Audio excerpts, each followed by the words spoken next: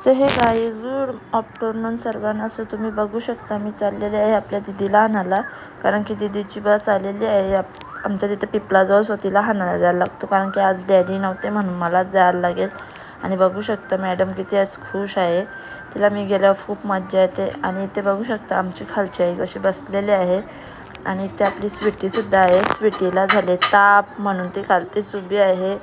So आता आम्ही जाऊ वरती. इकडे बघा माझी जाऊबाई, आमची दोघींची अशीच मस्ती चाललेली तर ती वापस आली. तुम्ही बोलू आता बाय करा, चला बरं राहू दे बरं नंतर बोलू.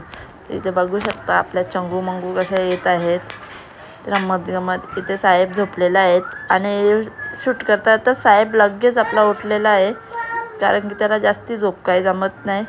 लगेच त्याला जाग येतो, जरा काय हल्ला ना का लगेच त्याला जाग आलीच पाहिजे. सो इथे मी स्वयंपाक वगैरे सर्व करून ठेवलेला, काही दाखवायला भेटला नाही.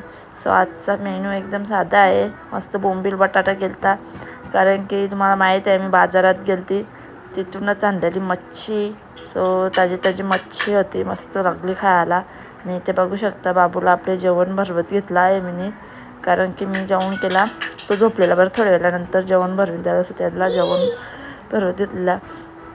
सो इथे संध्याकाळ झालेली आहे आणि आपली तिथे क्लासवरून आलेले आहे. सो मी एके साईडला दूध तापत ठेवलेला आणि यावेळी चिकन आणलेला. सो बोललेले का आज चिकनचा थोडाफार सूप बनव. सो बघू शकता मी इथे 2 चम्मच घी टाकलेला आहे. आणि आपले खडे मसाले, दालचिनी, लवंग, मिरी,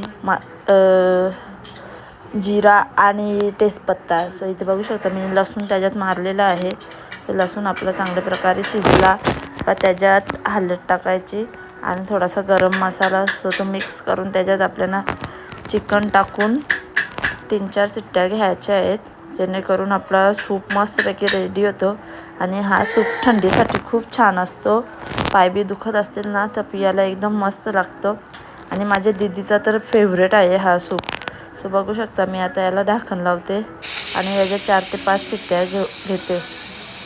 तर तुम्ही इथे बघू शकता आपला सूप मस्तपैकी रेडी आहे आणि लगेच गरमागरम दीदीला पियाला देते. सो तुम्हाला आजचा मिनी ब्लॉग कसा वाटला ते कमेंट करून नक्की सांगा. Bye bye.